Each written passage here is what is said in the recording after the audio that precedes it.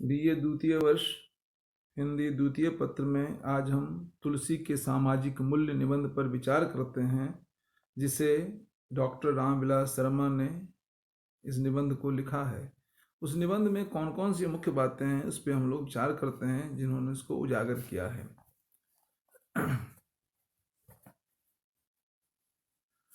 भक्ति आंदोलन के फलस्वरूप ईश्वर के एकत्व की भावना प्रबल रूप में जगी और हिंदू तथा मुसलमान विभिन्न धर्मों को मानते हुए भी मिलजुल कर रहने लगे, पर राजा और प्रजा दोनों में उस उत्कर्ष मूलक मनोभाव का उदय न हुआ जो विश्वात्मा के चरम लक्ष्य की ओर ले जाने वाला होता है।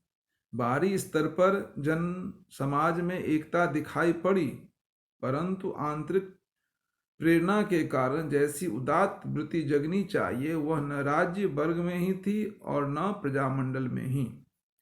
तुलसीदास का सारा प्रयास जनता जनार्दन के मानस परिष्कार के लिए था। वह जिस समाज की कल्पना करके चले वह स्वार्थ त्याग और बलिदान सिखाने वाला था, और जिन्होंने जिस राज्य की कल्पना की थी वह लोकाराधन के लिए राज सुख राग आदि सब को न्यौछावर कर देने वाला था। उन्होंने राजा और प्रजा के लिए जो आदर्श रखा वह संक्षेप में प्राचीन वर्ण व्यवस्था का पुनरुज्जीवक और रामराज का प्रस्थापक था। रामराज की परिकल्पना। तुलसी के आदर्श राज्य का नाम राम राज्य है। इसकी सर्वोपरि विशेषता थी प्रजा में पारस्परिक ऐक्य के अभाव में वैर की वृद्धि अनिवार्य है। वैर जनक है वैषम्य, और राजतंत्र में वैषम्य का कारण होता है राजा। अतः राजा का समदर्शी होना अनिवार्य है। इसके विपरीत समदृष्टि शून्य राजा प्रजा का पालन द्वैत भाव से करता है तो कटुता का जन्म होता है। यदि राजा प्रतापी हो तो विषमता का परिहार हो जाता है। इसी पर तुलसी ने लिखा, बैरु न कर काहूसन कोई, राम प्रताप विषमता खोई। जहाँ विषमता नहीं वहाँ सुख और शांति का विकास होता ही है। प्रजा निर्भय अशोक और निरोग रहती है। वस्तुतः विनय पत्रिका एवं रामचरितमानस के कलयुग वर्णन एवं कवितावली में उन्होंने समाज की विकट स्थिति का चित्रण किया है। अतः लोगों के मन में साहस का संचार करने हेतु रामराज की परिकल्पना करना उन्हें जरूरी था, जिसे उन्होंने किया। तुलसीदास रामराज की चर्चा दो दृष्टियों से करते हैं। पहला, राजन्य वर्ग को सचेत करते हुए कहते हैं कि राज्य वही टिकने वाला हो सकता है जो प्रजा सम्मत हो। दूसरा, वे प्रजा को भी चेतावनी देते चलते हैं कि उसे ऐसे ही राज्य के लिए प्रयत्नशील रहना चाहिए। तुलसीदास प्रजा के कितने बड़े हिमायती थे यह देखने के लिए प्रजा के लिए कहे गए कुछ विचार विचारणीय हैं। राम ने स्पष्ट कहा है कि प्रजा यदि मेरे दूषण देखे तो मुझे वर्जित करे। नहीं अनीत नहीं कछ प्रभुताई, सुनहु करहु जो तुम्हि सुहाई। जौ अनीत कछु भाखों भाई, तो मोहि बरजौ भय बिसराई। तुलसीदास प्रजा सम्मत शासन ही मानते थे। उनकी दृष्टि में राजकीय व्यवहार राजनीति से नहीं चल सकता। उसमें साधुमत अर्थात व्यक्तिगत उच्चादर्श, लोकमत तथा जनमत का मेल अनिवार्य है। राजा प्रजा संबंध। तुलसीदास प्रजा के प्रति राजा की वात्सल्य भावना ही ठीक समझते हैं। वात्सल्य की भावना में स्वामित्व का दंभ और अहंकार आप से आप लीन हो जाते हैं।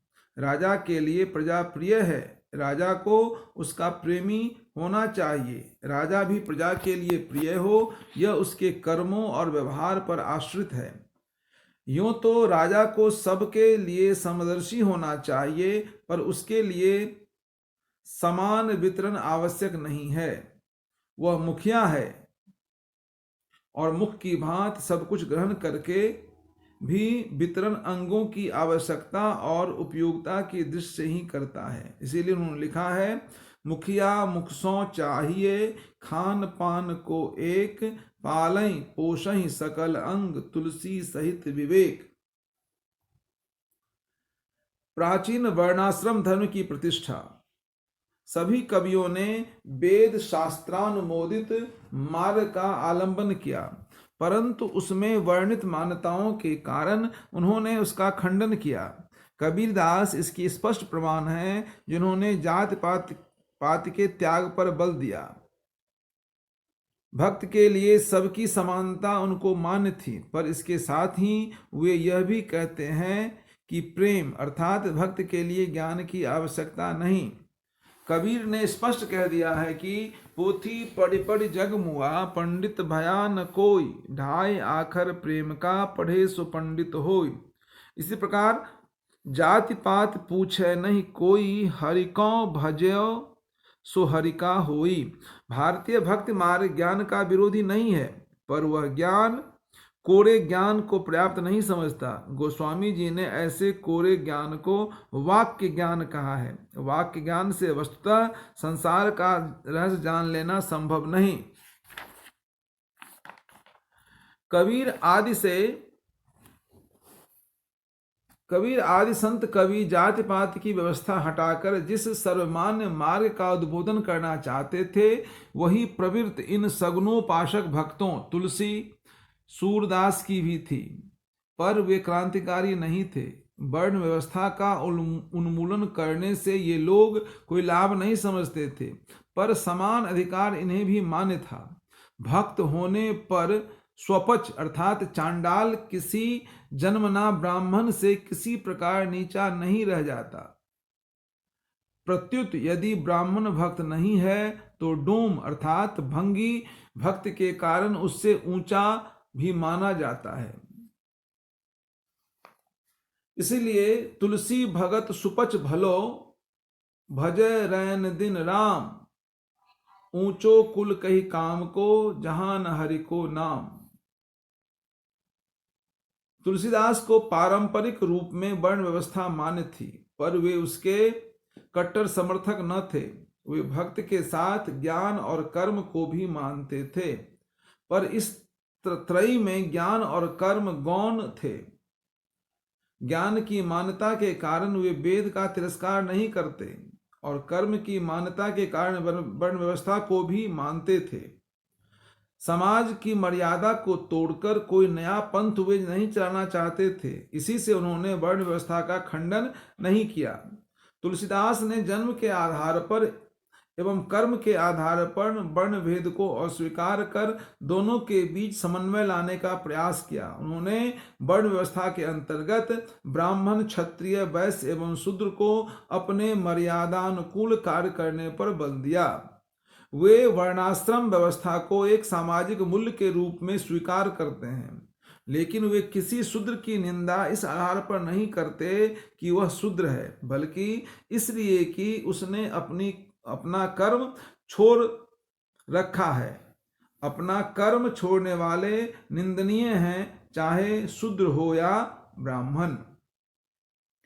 पारिवारिक जीवन का आदर्श। तुलसीदास ने आश्रमों में ब्रह्मचर्य, वानप्रस्थ, गृहस्थ और संन्यास, गृहस्थाश्रम पर विशेष बल दिया। भारतीय समाज में मुख्य है गृहस्थी, परिवार।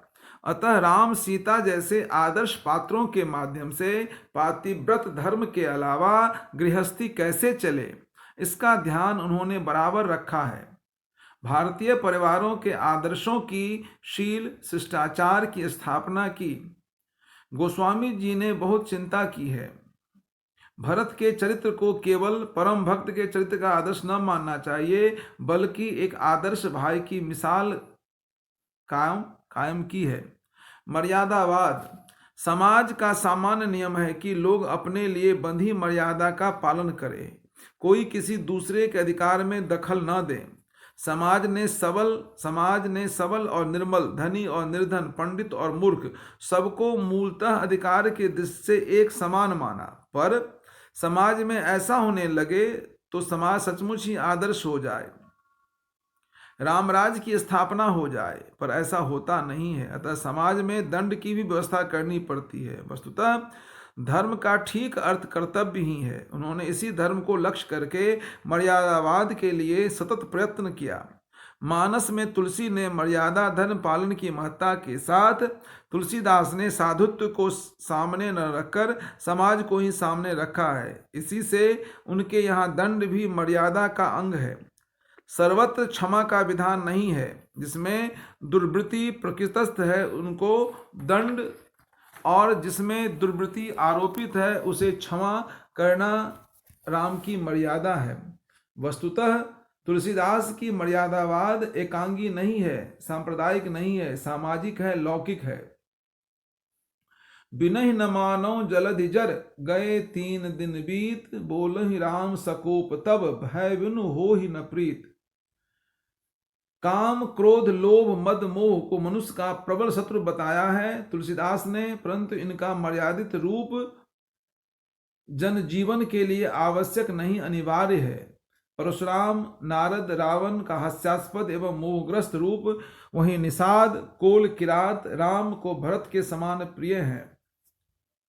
समाज में स्त्रियों का स्थान। कुछ आलोचकों की यह धारणा है कि तुलसी का नारी के प्रति दृष्टिकोण व्यापक नहीं था, परंतु जहां भी उन्होंने नारी के संदर्भ में कुछ कटुक्तियां कही हैं, हमें उन प्रसंगों का ध्यान रखना भी जरूरी है। खासकर निम्नलिखित पंक्तियां: ढोल गवार शूद्र पशु नारी, सकल तारना के अधिकारी।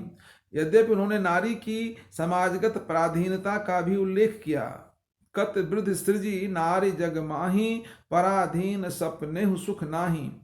इसके अतिरिक्त तुलसीदास नारी के स्वाधीन रहने की जगह उसे पुरुष के अधीन रहना ही समाज व्यवस्था के लिए उचित माना है। उनकी दृष्टि में स्वतंत्रता नारी को बिगाड़ देती है। स्वतंत्र हो ही बिगड़हि नारी। वस्तुतः तुलसी के नारी संबंधी व्यक्त विचारों में और उनके काव्य में चित्रित नारी में एक बहुत बड़ा अंतर विरोध है। नारी चरित्रों के चित्रण में तुलसी ने वैसी अनुदारता नहीं दिखाई है जैसा प्रत्यक्ष कथनों में।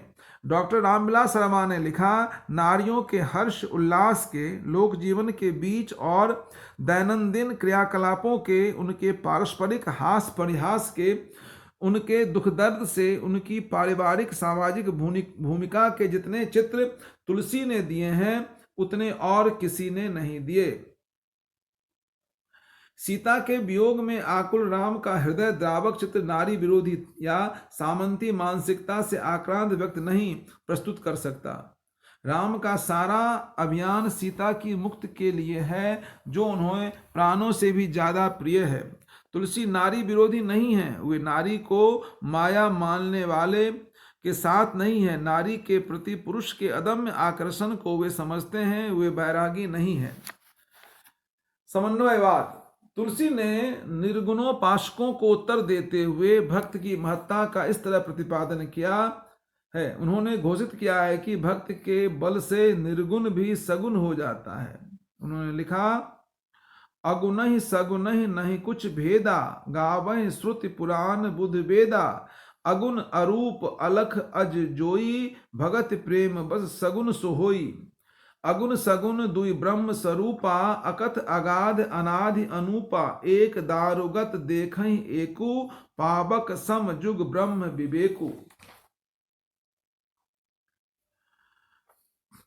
तुलसीदास ने लोक मंगल की भावना से प्रेरित होकर इस बात को अच्छी तरह सोचा और समझा कि जब तक समाज में शैवों और वैष्णवों में चल रहे मतभेदों को दूर नहीं किया जाता, तब तक लोक मंगल के स्थान पर अमंगल प्रस्फुटित होते रहेंगे। इसके फलस्वरूप समाज दिन प्रतिदिन आंतरिक और बाहरी दोनों ही दृष्टियों से खोखला होता चला जाएगा। अतः अमंगल के परिहार के लिए और मंगल की स्थापना के लिए शैवों और वैष्णवों के मतभेदों के परिहार का प्रयत्न रामचरितमानस में स्थान स्थान पर लक्षित होता है। तुलसी ने शिव को राम का सबसे अधिकारी भक्त बनाया। पर साथ ही राम को शिव के भक्त के रूप में चित्रित करके दोनों के महत्व को प्रतिपादित किया। शंकर प्रिय मम द्रोही शिव द्रोही मम दास, ते नर करहि कलप भरी घोर नरक मोहवास। इसी प्रकार लिखते हैं, शिव द्रोही मम दास कहावा, सो नर मोहि सपनो नहीं पावा। अंत में हम गोस्वामी तुलसीदास के संबंध में आचार्य रामचंद्र शुक्ल का यह कथन अक्षरशः सत्य है, उसको हम उद्धृत करना चाहते हैं। भारतीय जनता का प्रतिनिधि कवि यदि किसी को कह सकते हैं तो इसी तुलसी महानुभाव को ही। इसमें व्यक्तिगत साधना के साथ लोक धर्म की अत्यंत उज्जवल छटा वर्तमान है। कविता उनका साधन है, साध्य है राम भक्ति। किंतु अपने साध तक पहुंचने के लिए गोस्वामी जी ने जिस साधन को स्वीकार किया उसे इतना पूर्ण और समर्थ बना दिया। उस वैयक्तिक साधना में इतनी मात्रा में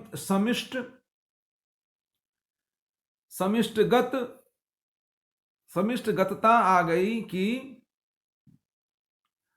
उनका रामचरितमानस जनमानस हो गया। उनका साहित्य स्वांतः सुखाय होते हुए भी सर्वहिताय सिद्ध हुआ। उनके अंतः संघर्ष और उनकी भक्ति में लोक संग्रह सन्निहित है।